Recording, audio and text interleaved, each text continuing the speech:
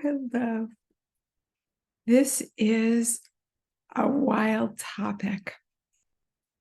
The topic is the myth of self-love and self-hate. Now, most of the time when we talk about self-love, the focus is on love. And when we talk about self-hate, the focus is on hate. And today, I want to talk to you about the self, but not the personal self that we usually think of. It's the capitals, all capitals, self, S-E-L-F, all caps, that particular segments of society refer to, and it's kind of like a secret passcode. If somebody types S-E-L-F, you know that they come from a conceptual or belief system, something like Einstein. So let me read to you what Einstein says.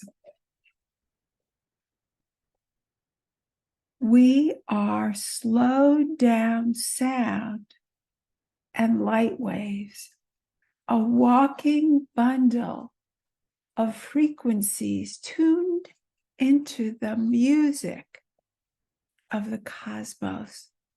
We are souls dressed up in sacred biochemical garments. That's our bodies. And our bodies are the instruments through which our souls play their music.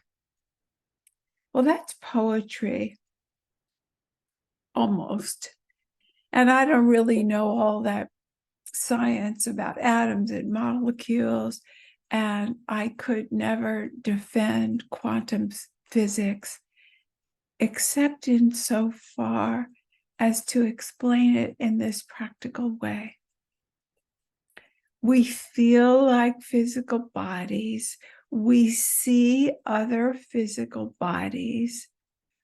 We are trapped in a program of conditioned beliefs in what the body is. And part of that goes with beliefs in our autonomy. And autonomy is one side, but the other side is the painful side of separation.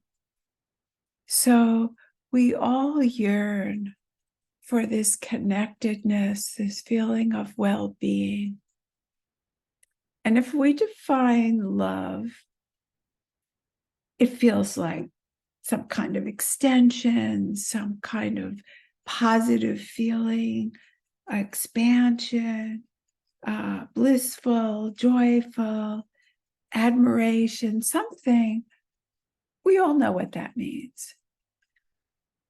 And we all know what, even if we don't use the word hatred, because we were taught not to say that word, it's a contraction, it's a disgust, it's a refusal, it's a judgment, it's a bad feeling.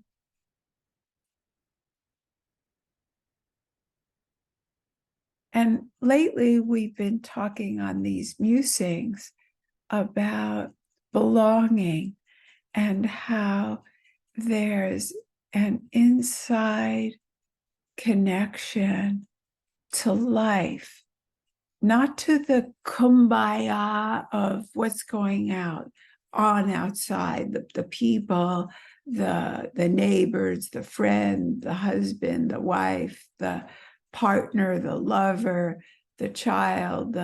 It's not about the feeling.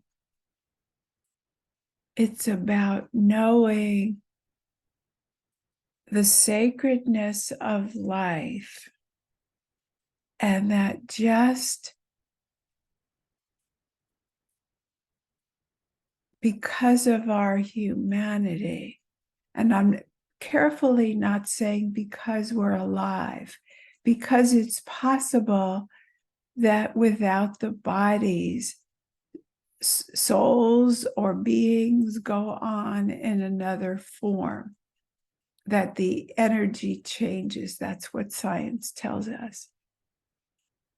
But what does it matter if it's a myth of self-love or a myth of self-hate? Why am I calling it a myth? Because it's changeable. Nobody stays 100% in self-hate. You might think you do, because that's what you remember from your day. But there was a feeling of a nice meal, or there was a smile or a laugh at something funny from your cat or your dog, or there was something funny on the TV show. And in that moment, you were not in self-hatred.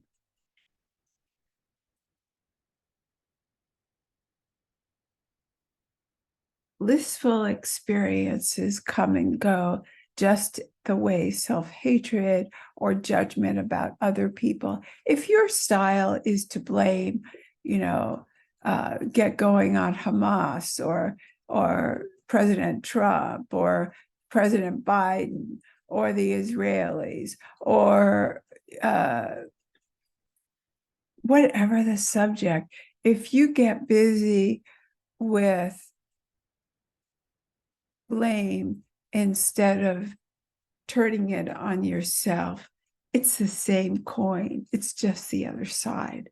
So all of my work, or a lot of my work on my website, if you want to know more about the same coin, look at some of the videos on the website, particularly if you get that free "Where do you stand on the unworthiness scale?" There are a lot of good videos on that subject if you sign up for free for that. But when the blissful experience goes, or the hateful moment goes, you're still here. And that's the most important part. Before the thoughts and feelings came, you were here. After they left and between the thoughts and feelings, you're still here. So what are you? I would feel hugely successful if you came up with, I don't know. I don't know is an opening to the universe. You know you're alive, and you know you're aware of thoughts and feelings. And if you can admit to that, you're something that's behind, around, even the body. Now, a lot of us think we're the mind, but so many of our thoughts have been conditioned. Newborn babies are born with that feeling of oneness. And then we teach them, oh no, that's not correct. You're a body, you're separate. Be good, be nice. Don't do that. That belongs to the other person. This is your name. This is who you are. You are not the other person. It goes on and on. If you're like your computer, it only does the program it's been taught. So I'm not asking you to go all the way and know what you are, but just would you consider that you're not who you thought you were? And then you don't have to try for love perfect love or self-esteem or a better self-image or a better personality, because that's just part of the polarity of self-hate, self-love. It's just going to go up and down and up and down and win and lose.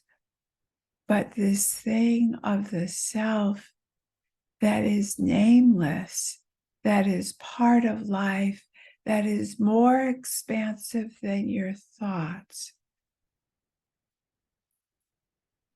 What if that is what we are? I'm going to read you a little poem, very short, to end today. How easily I forget I contain the story of the universe.